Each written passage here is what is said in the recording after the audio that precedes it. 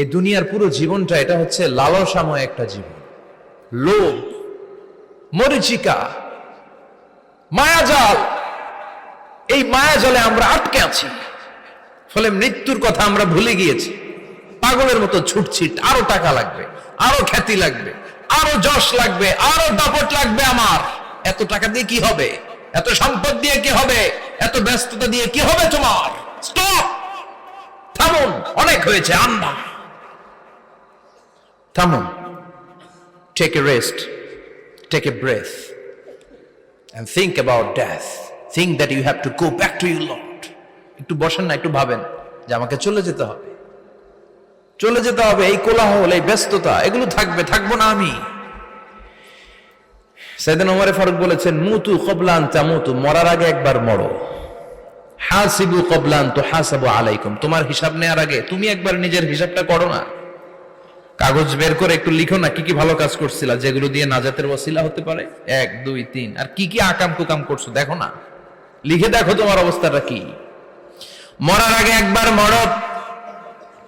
মরার আগে খাটের মধ্যে শুয়ে শটান করে চোখ বন্ধ করে একবার মরার ভান করে দেখেন কেমন লাগে। চোখটা বন্ধ করেন আর ভাবেন আপনি নাই, কি কি হতে পারে ভাবেন। আপনার ছেলে মেয়েরা কান্না জুড়ে দিবে, আপনার প্রাণের স্ত্রী বিলাপ শুরু করে দিবে, বন্ধু বান্ধবের চিৎকার আর মাতম, স্থানীয় এলাকার মসজিদে ঘোষণা, অমুক এলাকার নিবাসী অমুক ভাই অমুকের ছেলে অমুক দুনিয়ায় নাই। সব আত্মীয়রা চলে আসবে, ফেসবুকে স্ট্যাটাস দেয়া হবে, সবাই সবাইকে জানাবে বিকাল 4টায় অমুক হাই স্কুল ময়দানে আপনার জানাজা। ছুটে আসবে, সবাই ছুটে আসবে আপনাকে শেষ বিদায় দিতে, গুড বাই জানানোর জন্য, আল ওয়াদা, বিদায় জানাতে আসবে সবাই। 4 তাকবীর দিয়ে আপনার জানাজা হবে, অশ্রুসিক্ত জানাজায় আপনার বিদায় হবে। কাঠের খাটিয়ার মধ্যে করে কাঁধে তুলে আপনারে কবরে নেওয়া হবে। আগে থেকে খুঁড়ে রাখা কবরটার মধ্যে আপনারে বিছিয়ে দেয়া হবে। বাঁশের কচি দিয়ে তার উপরে মাটির চাপা দিয়ে সব চলে যাবে। ভাবেন না একবার চোখ বন্ধ করে, this is the circle of life, this is the nature of life. এটা সবার হবে, আমার হবে, আপনার হবে। এত মায়া, এত ভালোবাসা কই যাবে? কেউ থাকবে না, সবাই আপনার অন্ধকার কবরে রেখে দিয়ে চলে আসবে। উপরে বাঁশের কঞ্চি, তার উপরে মাটির চাপা, অন্ধকার আর অন্ধকার। এই অন্ধকার যেন শেষ হতে চায় না, শুধুই অন্ধকার, ঠিক কিনা? এজন্য আমাদের চলে যেতে হবে। দাদা গেল, চাচা গেল, মামা গেল, আমাদেরকেও যেতে হবে, জোরে কোন ঠিক কিনা? একদিন মাটির ভেতরে হবে ঘরে মন আমার, কেন বন্ধ দালান ঘর, প্রাণ পাখি উড়ে যাবে পিঞ্জর ছেড়ে।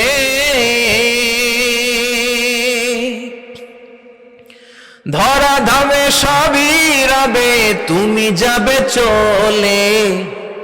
বন্ধু বান্ধব যত, মাতা পিতা যারা সুত, সবই হবে তোমার পরে।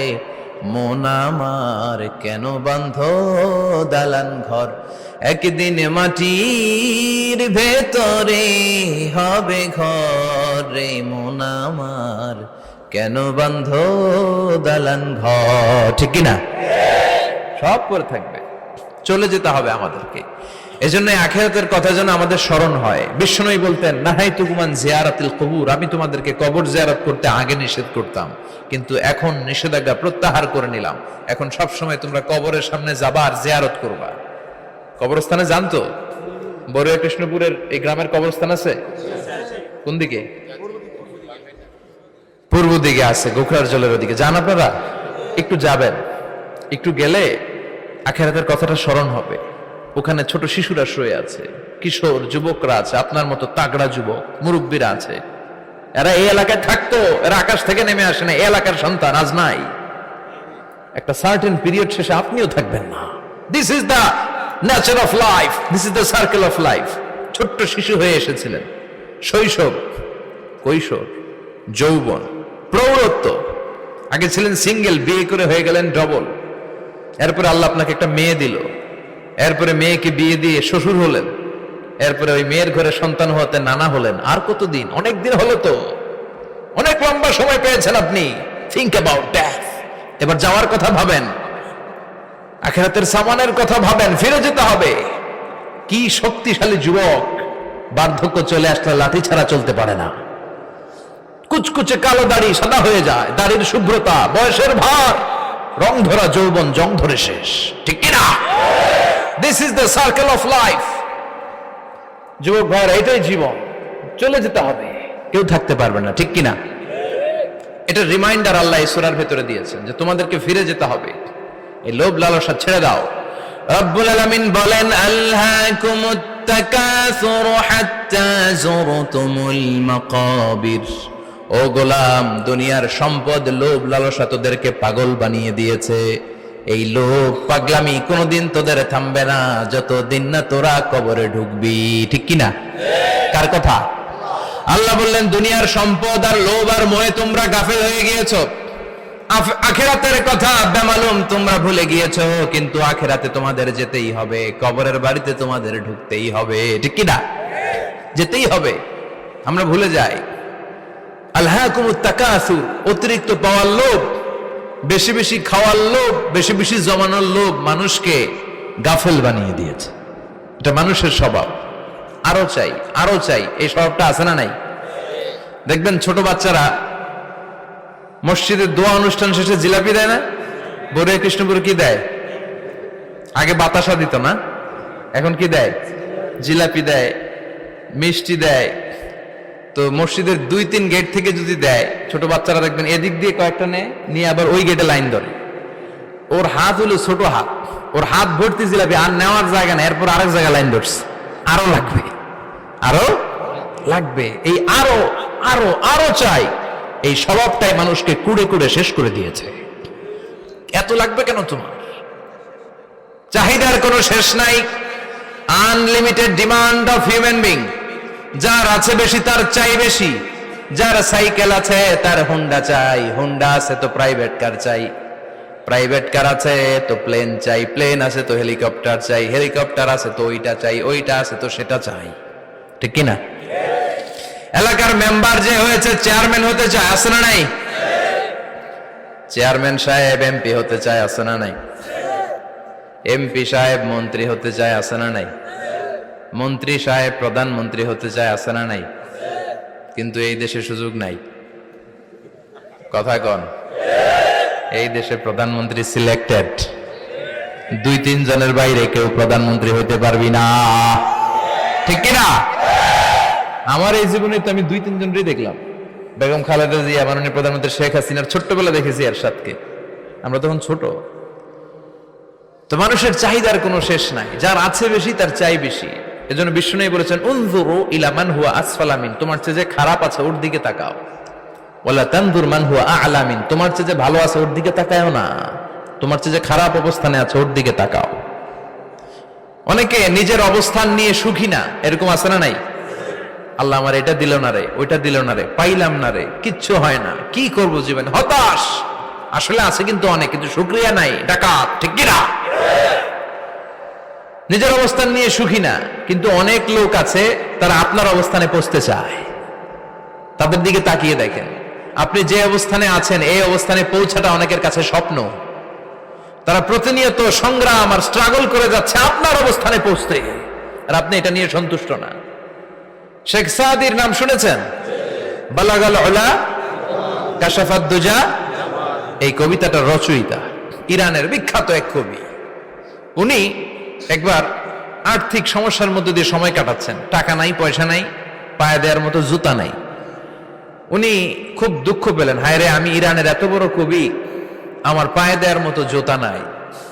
দুঃখ ভরা মন নিয়ে রাস্তায় হাঁটতে বেরোলেন। হাঁটতে হাঁটতে হঠাৎ দেখলেন একটা লোক শুয়ে শুয়ে কাঁদছে, ওই লোকটার 2টা পাই নাই, পাই নাই। উনি সেজদায় পড়ে গেলেন, আল্লাহর কাছে ক্ষমা চাইলেন, আল্লাহ অনেক দিয়েছ, শুকর আলহামদুলিল্লাহ। এজন্য যেই পরিস্থিতিতেই থাকি না কেন আমরা কি পড়বো? জোরে বলেন, কি পড়বো? এজন্য কানাতু মিনাল ইসলাম, অল্পে তুষ্ট থাকার নাম হলো ইসলাম। সম্পদ লাগবে কিন্তু সম্পদের পাহাড় লাগবে না, ঠিক কিনা?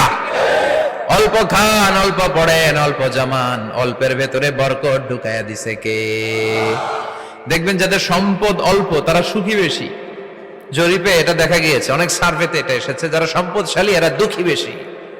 এদের দুঃখ বেশি, টেনশন বেশি, খুব স্বাভাবিক। টাকা যার বেশি, রোগ তার বেশি। টাকা যার বেশি, টেনশন তার বেশি। টাকা যার বেশি, ঘরে শান্তি তার কম। আছে না নাই? ঘরের ভেতরে অশান্তি, ছেলে কথা শোনে না, ছেলে টানে গাঞ্জা, মেয়ে করে পরকিয়া। আছে না নাই? স্ত্রী কথা শোনে না, ভালোবাসা নাই, ঘরটা জাহান্নামের টুকরা। রোগ বালাই, এক একটা হসপিটাল বিল পরিশোধ করতে মাসে 5 লাখ 10 লাখ। আছে না নাই?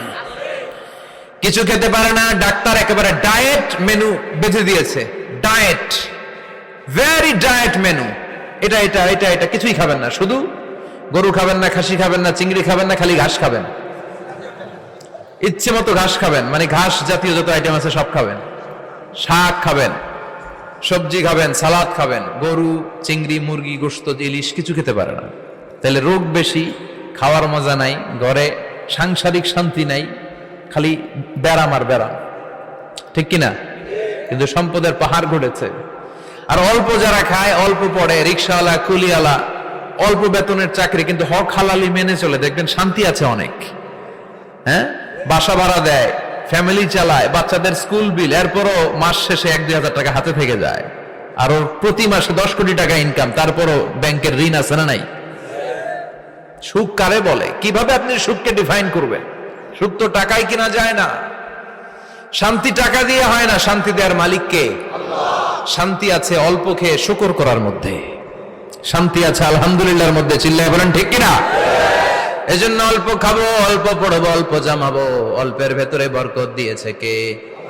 দেখেন, ধনী ভাইরা খেতে পারে না, কিন্তু রিক্সাওয়ালার কি সমস্যা হয়? রিক্সাওয়ালারা সব খেতে পারে। কুলিওয়ালা, দিন মজুর, এরা একেবারে স্লিম, সুঠাম দেহি, মেদহীন পেট, পেটে কোনো মেদ নাই, ভুড়ি নাই। আর কোটিপতিদের মেদ আছে না নাই? এত বড় বড় পেট। ঠিক কিনা? আমাদেরও পেট আছে, তবে হালাল পেট। এটা হারাম টাকা দিয়ে এই ভুড়ি বানাই নাই আমরা। ছিলে বলেন ঠিক কিনা? রিক্সাওয়ালা, কুলিওয়ালা নিজেও নামাজ পড়ে, বউও নামাজ পড়ে, বাচ্চাটাও নামাজ পড়ে, রিক্সা চালায় আর জিকির করে লা ইলাহা